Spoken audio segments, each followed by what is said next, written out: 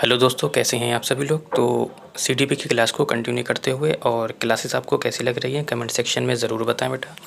आज का जो आपका टॉपिक है वो आपका व्यक्तित्व विभिन्नता है, यानी कि इंडिविजुअल डिफरेंस है। और बाकी क्लास को शेयर करेंगे, ठीक है। किसी भी क्वेरी के लिए व्हाट्सअप कर सकते हैं आप लोग।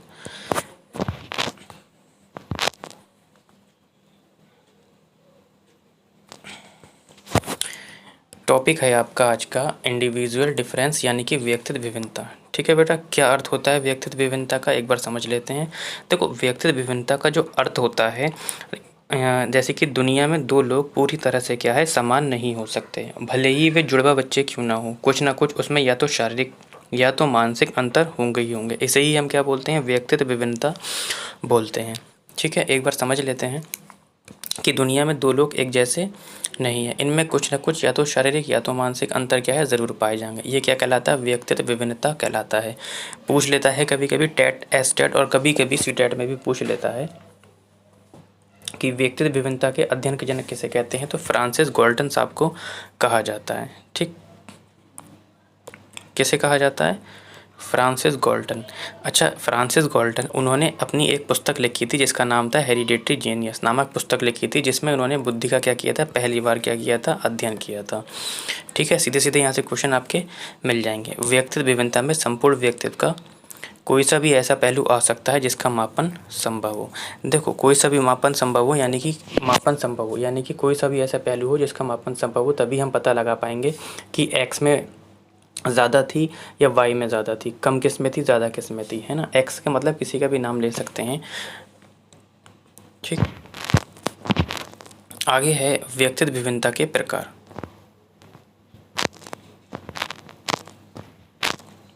ठीक, देख लेते हैं एक बार। तो व्यक्तित्व विभिन्नता के कितने प्रकार हैं। देखो, शारीरिक विभिन्नता पाई जाती है, मानसिक विभिन्नता पाई जाती है, संवेगात्मक विभिन्नता पाई जाती है और व्यक्तित्व आधारित विभिन्नता पाई जाती है। शारीरिक विभिन्नता जैसे कि रंग, रूप, कद, काटी में पाए जाने वाले अंतर शारीरिक विभिन्नता के अंतर आ जाते हैं। मानसिक विभिन्नता किसे कहते हैं, यानी कि बुद्धि में पाए जाने वाले अंतर किस में आ जाते हैं, मानसिक विभिन्नता में आ जाते हैं। यानी कि किसी की बुद्धि कम होती है, किसी की ज़्यादा होती है। ठीक है, और संवेगात्मक विभिन्नता किसे कहते हैं, यानी कि किसी में क्रोध ज़्यादा पाया जाता है, कोई जल्दी क्रोध में आ जाता है, किसी में ईर्ष्या की अधिकता होती है। ठीक, ये किसके अंतर्गत आ जाते हैं, संवेगात्मक विभिन्नता के अंतर्गत आ जाते हैं। बाकी व्यक्तित्व विभिन्नता आधारित विभिन्नता, यानी कि कोई शर्मीला होता है, कोई अत्यंत मिलनसार होता है, ये सब किसके अंतर्गत आ जाते हैं, व्यक्तित्व विभिन्नता के अंतर्गत आ जाते हैं। ठीक, अब आपका जो क्वेश्चन है, ज़्यादातर आपके क्वेश्चन यहीं से मिलेंगे आपको कि व्यक्तित्व विभिन्नता को प्रभावित करने वाले कारक, यानी कि व्यक्तित्व विभिन्नता को कौन कौन प्रभावित करता है। ठीक, तो देख लेते हैं कौन कौन प्रभावित करेगा। देखो, बुद्धि भी क्या होती है, व्यक्तित्व विभिन्नता को क्या है, प्रभावित करती है। ठीक है, अगर ऐसा नहीं होता तो टर्मन इतनी बड़ी सारणी नहीं बनाते कि 90 से नीचे वाले क्या होंगे, 90 से 110 वाले सामान्य होंगे, 120 वाले क्या होंगे। तो बुद्धि में भी क्या होती है, व्यक्तित्व विभिन्नता पाई जाती है। भाषा, या इधर से देख लो, ग्रहण शक्ति, बिल्कुल ग्रहण शक्ति में भी व्यक्तित्व विभिन्नता पाई जाती है। यानी कि किसी की यदि कोई एक क्वेश्चन, यानी कि एक आंसर है लिखा हुआ है कॉपी पर, तो एक ही आंसर क्लास में 50 बच्चे लिख रहे हैं, तो अगर उसको याद करेंगे तो कोई बच्चा उसे जल्दी ग्रहण कर लेगा, कोई देर में ग्रहण कर पाएगा, ऐसा भी होता है। या यदि किसी सम की बात करूँ, मैथ के सम की बात करूँ, तो कोई उसे जल्दी समझ लेता है, कोई देर में समझ पाता है। शिक्षा, बिल्कुल शिक्षा में भी व्यक्तित्व विभिन्नता पाई जाती है। आपने देखा होगा, कोई साइंस साइड लेता है, कोई बायो लेता है, कोई वो लेता है, क्या बोलते हैं उसे, जिनके पास मैथ नहीं होती है, साइकोलॉजी वगैरह लेता है। तो शिक्षा में भी व्यक्तिगत विभिन्नता पाई जाती है। भाषा में भी पाई जाती है, कोई हिंदी बोलता है, कोई फारसी बोलता है, कोई कन्नड़ बोलता है।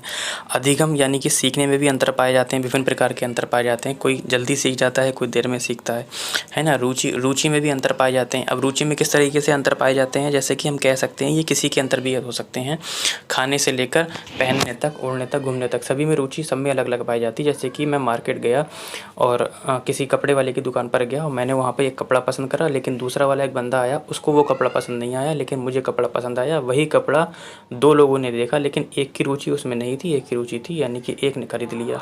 ठीक है। ऐसी तरीके से घूमने की जगह में भी कह सकते हैं, किसी को गोवा का बीच पसंद होता है, किसी को मुंबई का बीच पसंद होता है, तो रुचियों में भी इस तरीके से व्यक्तिगत विभिन्नता पाई जाती है। खान पान में भी व्यक्तिगत विभिन्नता पाई जाती है ना। खान पान में किसी को किसी को वेज पसंद होता है, किसी को नॉन वेज पसंद होता है, किसी की एक व्यक्ति विशेष में देखें या हम एक स्टेट के दौरान देखें या एक ज़िले के दौरान देखें तो वहाँ पर भी व्यक्तिगत विभिन्नता पाई जाती है। जैसे कि अभी इसके बाद जो मैं चैप्टर पढ़ाया था उसमें अभी चैप्टर जो पढ़ाया है मैंने भोजन, उसमें गुजरात का अलग भोजन है, ठीक है, उत्तर प्रदेश का अलग भोजन है, महाराष्ट्र का अलग भोजन है, राजस्थान का अलग भोजन है। तो इसी तरीके से खान पान में भी व्यक्तिगत विभिन्नता पाई जाती है। वंशानुक्रम में भी व्यक्तिगत विभिन्नता पाई जाती है। जैसे हम कहते हैं कि किसी की लंबाई ज़्यादा है, किसी की कम है, किसी की आँखें भूरी होती हैं, किसी की कत्थई होती हैं, बाल काले होते हैं, किसी के भूरे होते हैं। वातावरण में भी व्यक्तिगत विभिन्नता पाई जाती है। कैसे? जैसे कि पूर्वी इलाके लोग गर्मी में ज़्यादा रहते हैं, इसलिए उनकी चमड़ी मोटी हो जाती है, बॉडी देर में गर्म होती है। यदि हम वहाँ पर जाएंगे तो क्योंकि हमारी जो चमड़ी होती है बहुत हल्की होती है, इसलिए हमारी जिस्म गर्म ज़्यादा हो जाएगा और हमें गर्मी ज़्यादा लगेगी। तो वातावरण भी इस तरीके से व्यक्तिगत विभिन्नता पाई जाती है। धर्म में भी व्यक्तिगत विभिन्नता पाई जाती है। जैसे किसी में जल्दी शादी हो जाती है, किसी में रात भर मंत्र पढ़े जाते हैं, किसी में कबूल है बोल के निकाह 3 बार में हो जाता है। किसी जैसे चर्च में एक पादरी छोटा सा मंत्र पढ़ता है, शादी हो जाती है। संस्कृति में भी व्यक्तिगत विभिन्नता पाई जाती है। जैसे कि इंडिया की संस्कृति कैसी है, ठीक है। कुछ लोग पूरे कपड़े पहनना पसंद करते हैं, कुछ लोग मॉडर्न तरीके से रहना पसंद करते हैं। क्षमता बिल्कुल सबकी क्षमता भी अलग अलग होती है। जैसे कि किसी की काम करने की क्षमता 1 घंटा होती है, किसी की कोई 12 घंटे काम कर सकता है, कोई 24 घंटे काम कर सकता है ना। कोई रात के 11 बजे तक जा सकता है, कोई पूरा रात जग सकता है। क्षमता भी अलग अलग होती है। नज़रिया भी सबका अलग अलग होता है। नज़रिया जैसे कि अभी जो हमारा चल रहा है अभी, ठीक है, 2 पक्ष हैं। एक पक्ष ने बिल पास करवा दिया, तो जिसने बिल पास करवाया वो उसके लिए वो बिल क्या होगा, उसमें हर तरह की खूबियाँ होंगी, वो उसमें हर टाइम उसकी तारीफ़ करता रहेगा। लेकिन विपक्ष क्या होगा, उसके बिल की क्या करेगा, हमेशा तारीफ़ नहीं करेगा, हमेशा क्या करेगा, बुराई करेगा। यानी कि दोनों का नज़रिया अलग हो गया। एक ही बिल को लेके समस्या समाधान, बिल्कुल कोई समस्या का समाधान जल्दी कर लेता है, कोई समस्या का समाधान देर में करता है ना। सवाल एक ही होता है लेकिन समस्या का समाधान अलग अलग होता है। इसमें भी व्यक्तिगत विभिन्नता पाई जाती है। तर्क शक्ति, जैसे मैं बता चुका हूँ एस कारक सिद्धांत में कि तर्क शक्ति जन्मजात होती है, सभी में पाई जाती है। लेकिन कोई जल्दी तर्क कर लेता है, कोई देर से तर्क कर पाता है। कोई सवाल को जल्दी तर्क करके सॉल्व कर लेता है, कोई देर से कर पाता है, इसलिए इसमें भी पाई जाती है। सृजनात्मकता बिल्कुल ज़रूरी नहीं है जो नासा में बैठे हुए उन्हीं के अंदर सृजनात्मकता पाई जाती है। सृजनात्मकता एक ऐसा व्यक्ति जिसने एक नई तरीके से खेत को जोत दिया, खेती कर ली, उसमें भी सृजनात्मकता पाई जाती है। एक ऐसा व्यक्ति जिसने एक नए तरीके से पढ़ना शुरू किया, उसमें भी सृजनात्मकता पाई जाती है।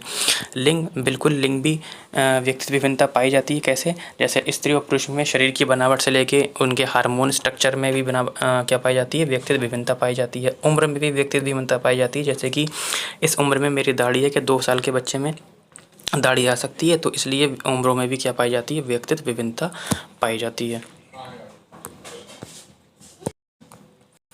बाकी प्रजाति में भी व्यक्तिगत विभिन्नता पाई जाती है। जैसे कि कई टेस्टों के दौरान पाया गया कि जो श्वेत प्रजाति के लोग थे वो श्वेत प्रजाति के बच्चे श्वेत प्रजाति के बच्चों से हमेशा कम नंबर लाते हैं, ठीक है। लेकिन तो इसमें भी क्योंकि वहाँ का जो वातावरण है वो एक ही वातावरण में रह रहे हैं, सबकी जलवायु एक ही है, तो वैज्ञानिकों ने पाया कि वातावरण तो प्रभावित नहीं कर रहा है, यानी कि प्रजाति ही प्रभावित करती होगी। तो इसलिए प्रजातियों में भी व्यक्तिगत विभिन्नता पाई जाती है। राष्ट्रीयता में भी व्यक्तिगत विभिन्नता पाई जाती है, ठीक है। कैसे राष्ट्रीयता? जैसे कि किसी की कोई इंडिया में रहता है तो इंडियन हो जाता है, और फ्रांस में रहता है तो फ्रांसीसी होता है। इस तरीके से व्यवसाय में भी व्यक्तिगत विभिन्नता पाई जाती है। कोई इंजीनियर होता है, कोई बिल्डर्स होता है, कोई मजदूर होता है, कोई कारपेंटर होता है, इन सब में भी क्या पाई जाती है, व्यक्तिगत विभिन्नता पाई जाती है, ठीक। इसके बाद हम पहुँचते हैं व्यक्तिगत विभिन्नता का शिक्षा में उपयोग। इसमें भी क्या पाए जाते हैं, हमारे व्यक्तिगत विभिन्नता पाई जाती है। जैसे विविध शिक्षण विधियाँ, जैसे कि अभी मैंने बताया कि सभी में क्या होता है, व्यक्तिगत विभिन्नता पाई जाती है सभी बच्चों में। तो इसलिए जब हम शिक्षा में उसका उपयोग करेंगे तो जो शिक्षण विधि अगर हम इस्तेमाल करेंगे तो उनमें भी हम विविध का इस्तेमाल करेंगे, ठीक है। समान शब्द के साझे में नहीं आएंगे, समान नहीं होंगी, क्योंकि विविध शिक्षण विधियाँ होंगी, क्योंकि सभी की जो ग्रहण शक्ति है, तर्क शक्ति है, अलग अलग होती है, इसलिए शिक्षण विधियाँ भी अलग अलग होंगी, व्यक्तिगत विभिन्नता हो गई। बहुस्तरीय पाठ्यक्रम, बिल्कुल बहुस्तरीय पाठ्यक्रम करेंगे। किसी भी जैसे कि कोई भी एक स्कूल है, उसमें अगर केवल कला ही है और किसी बच्चे को क्या चाहिए, मैथ चाहिए, किसी को बायो चाहिए, तो ये नहीं, वो उस स्कूल में तो ले नहीं पाएगा। तो कोई भी ऐसा स्कूल हो जहाँ पर बहुस्तरीय पाठ्यक्रम होना चाहिए, जिसमें सारे बच्चे क्या लें, पार्टिसिपेट कर सकें। विविध प्रकार के मूल्यांकन होने चाहिए, बिल्कुल। जैसा कि मैंने अभी आपको बताया कि सभी का आप एक मानक बना के मूल्यांकन नहीं कर सकते। अगर कोई मंदबुद्धि है या कोई दृष्टिबाधित है, तो उसका मूल्यांकन उसी तरीके से किया जाएगा, यानी कि व्यक्ति के अनुसार आप क्या करेंगे, मूल्यांकन करेंगे। सबका मूल्यांकन एक साथ आप नहीं कर सकते। विविधता पाई गई, अलग अलग मात्रा में गृह कार्य देंगे, सभी को एक गृह कार्य नहीं देंगे। इनमें भी व्यक्तिगत विभिन्नता पाई जाती है। कैसे? यदि गुरुजी सबको 20 पेज का काम दे देंगे, उसी में मंदबुद्धि है, उसी में दृष्टिबाधित है, तो कैसे काम चलेगा। इसलिए गृह कार्य में भी व्यक्तिगत विभिन्नता पाई जाती है। मानसिक वर्गीकरण, यदि टीचर क्लास में आया है तो वो पहले से ही माइंड में क्या कर ले, एक ग्रुप बना के रखे, एक कैलकुलेशन करके रखे, वर्गीकरण बना ले कि मेरे क्लास में जो बच्चे बैठे हैं उनमें से कितने मंदबुद्धि हैं, कितने सामान्य बुद्धि हैं, कितने कुशाग्र बुद्धि हैं। उसी हिसाब से वो क्या करे, शिक्षण करे। बहुउद्देशीय विद्यालय, बिल्कुल बहुउद्देशीय विद्यालय जो मैंने अभी ऊपर बताया इस वाले पॉइंट में कि उद्देश्य विद्यालय, यानी कि सभी में जो सब्जेक्ट होते हैं वो अलग अलग होना चाहिए। ठीक है। विविध शिक्षण सामग्रियाँ, बिल्कुल शिक्षण सामग्रियाँ जो हैं बच्चे के अनुसार ही दी जाना चाहिए। यदि कोई दृष्टिबाधित है तो ब्रेल लिपि का इस्तेमाल करें। विभेदित शिक्षण, देखो बच्चों की क्लास में, यानी कि यदि आप एक क्लास में गुरु हैं आप या एक टीचर हैं, तो शिक्षण देते समय इसमें भी व्यक्तिगत विभिन्नता आपको पाई जानी चाहिए। आप अगर ऐसा नहीं करेंगे तो शिक्षण सभी के लिए समान नहीं करेंगे। अगर ऐसा करेंगे तो कोई भी बच्चा समझ नहीं पाएगा, क्योंकि सभी बच्चे होते हैं उसमें। ठीक है, ये पॉइंट एक्स्ट्रा आ गया, इसमें कोई नहीं है। लास्ट पॉइंट जो आपका बचता है, ध्यान देने योग्य बात है। यहाँ से आपको कुछ चीज़ें क्लियर हो जाएंगी कि आपको ऑप्शन का चयन कैसे करना है। ठीक है, और आज का आपका ये टॉपिक भी कंप्लीट हो गया। लगभग आपकी सीटीपी खत्म होने वाली है। प्रैक्टिस आपकी जो होगी वो आपकी चैप्टर वाइज होगी। ध्यान देने योग्य बात है बेटा, समान शब्द के झांसे में नहीं आना है। जहाँ पे भी समान शब्द दे रखा है, जैसे कि समान शिक्षा होनी चाहिए, समान गृह कार्य होना चाहिए, समान पाठ्यक्रम होना चाहिए, हमें ऑप्शन में देखने में ये बिल्कुल ठीक लगेगा, लेकिन हमें व्यक्तिगत विभिन्नता का ध्यान रखना चाहिए। अगर हम समान पाठ्यक्रम कर देंगे, समान भाषा होगी, तो दिक्कत में आगे उन्हीं विकल्प का चयन करें जिसमें अंतरों का क्या किया गया, सम्मान किया गया। अन्यथा ऐसा ऑप्शन नहीं चुनेंगे जिसमें समान शब्द है। तो विद्यार्थियों के बीच तुलना कभी नहीं करेंगे। क्यों नहीं करेंगे? क्योंकि दोनों की ग्रहण शक्ति, तर्क शक्ति अलग अलग है। अगर आप तुलना करेंगे तो ये गलत होगा। ठीक, बाकी एक नेक्स्ट ऑप्शन है आपका कि व्यक्तिगत विभिन्नता का उल्लंघन करने वाले विकल्पों का चयन ना करें। जहाँ पे भी व्यक्तिगत विभिन्नता का उल्लंघन किया गया है वहाँ पर आप इसका चयन नहीं करेंगे। बाकी जो ट्रिक्स वगैरह हैं वो क्वेश्चन को सॉल्व करते टाइम ही आपको समझ में आएंगे। फिलहाल इन सबको आप अच्छे से पढ़ते रहिए, जिससे कि जब आप क्वेश्चन लगा सकें।